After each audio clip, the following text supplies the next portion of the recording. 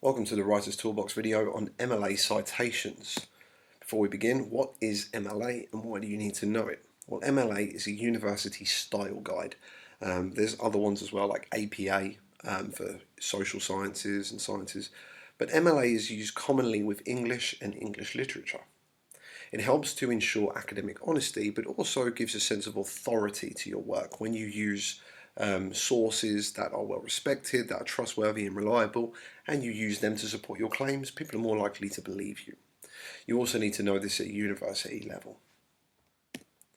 So let's look at the in-text citation. Now I took a couple of excerpts from paragraphs from other videos. The first one is half of a paragraph on To Kill a Mockingbird, and we can see that within my description of a scene, within my context, the author's words are there in red. At the bottom is the citation, the author's surname and the page number. So that's quite easy to do, especially with novels and poems and things like that. Again, we have another example. The red is the author's words, and at the end of the sentence is the author's surname and the page number in parentheses. Another example from John Steinbeck, again, author's words in red, inside my context, at the end, in parentheses, we see the author's surname, comma, and the page number of the novel. Nice and easy. So, when writing about literature, the author or poet's words are important and you will need to cite them. You will need to quote actual words from the novel, the poem, the play, because they are important. They often use figurative language or lexical choice, which we need to talk about and analyse. So you're going to be quoting these.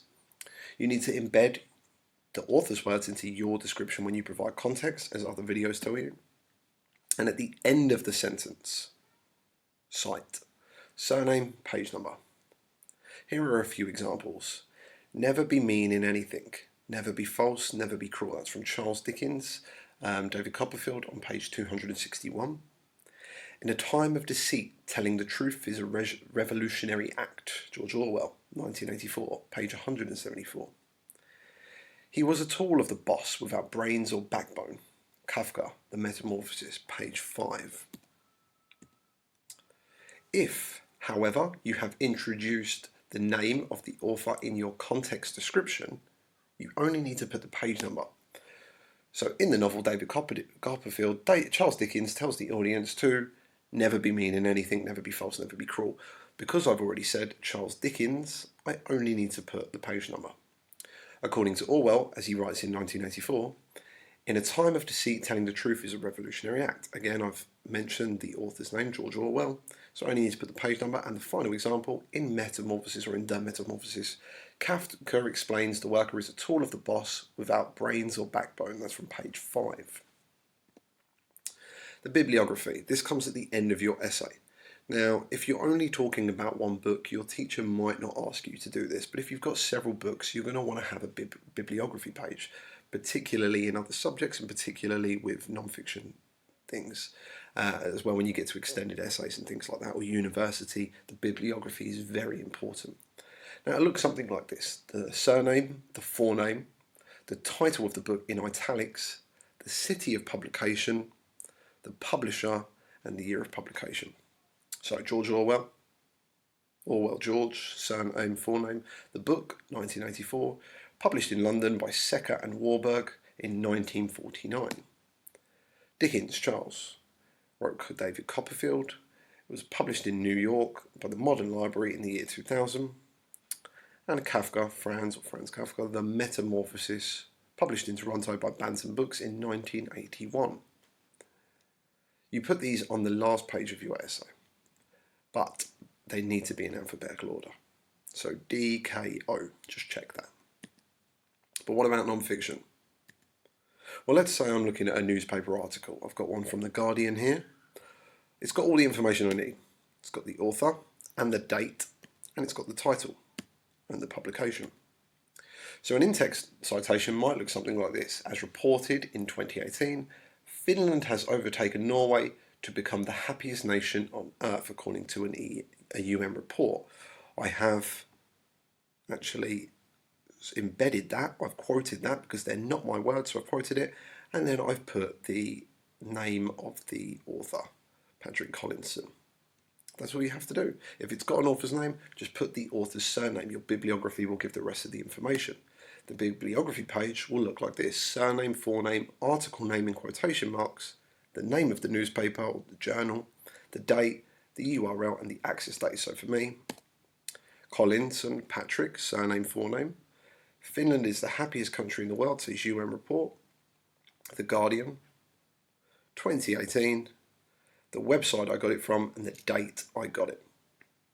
So that's not too hard if you've got a newspaper article or a website with an author. But what happens if you don't have an author? Some websites like Britannica, the History Channel, really the BBC bite-sized pages, they're really good sources of information and they're reliable and trustworthy, but they don't have an author. So what do you do here? Well, it's still got the information. It's got the date, the title. So according to the History Channel, by 1934, an estimated 35 million acres of formerly cultivated land had been rendered useless for farming. What I do is I quote the title. If the title's really long, perhaps just the first few words, but you quote the title if there is no author. And then on your bibliography, it'll look article name in quotation marks, the name of the newspaper journal, the date, the URL, and the access date. So Dust Bowl, History Channel, 2020, and then the URL and the date I accessed it.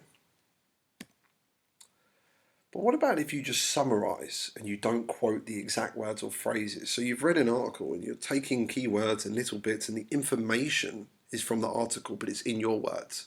Do you need to cite? Yes, this is called paraphrasing, and we still need to cite when we paraphrase.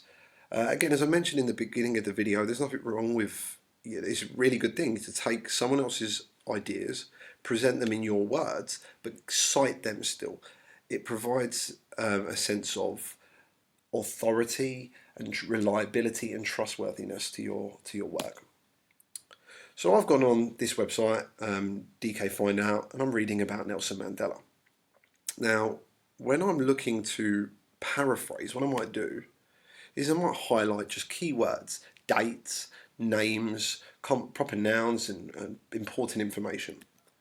And just make some notes. So Nelson Mandela, first black president and campaigner, South Africa, lived these times, president these times, went to prison these times. Why? Because of this. And here's the source. Now if I get rid of that, from these keywords alone, what's the chances of me plagiarizing? Well, it's quite small. The likelihood of me writing word for word what the article said is really slim. And that's the best way to paraphrase. You just take the keywords, the names, the numbers, not full phrases, not full sentences, and then you rewrite from your notes without looking at the original document. And this is what I've rewritten. It's nothing like the original source. It's all my own words. I've just used keywords and names and numbers, but I've still cited. Now, because the article didn't have an author, I just put the article name, Nelson Mandela, and in my bibliography page, I will write something like this. Okay, and that's it. That's a guide on MLA citations. So, just to check, have you put quotation marks around any phrases or sentences which are not your own?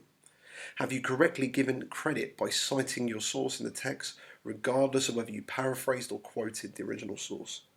And have you included a bibliography page with a list of all your used resources following the correct MLA format?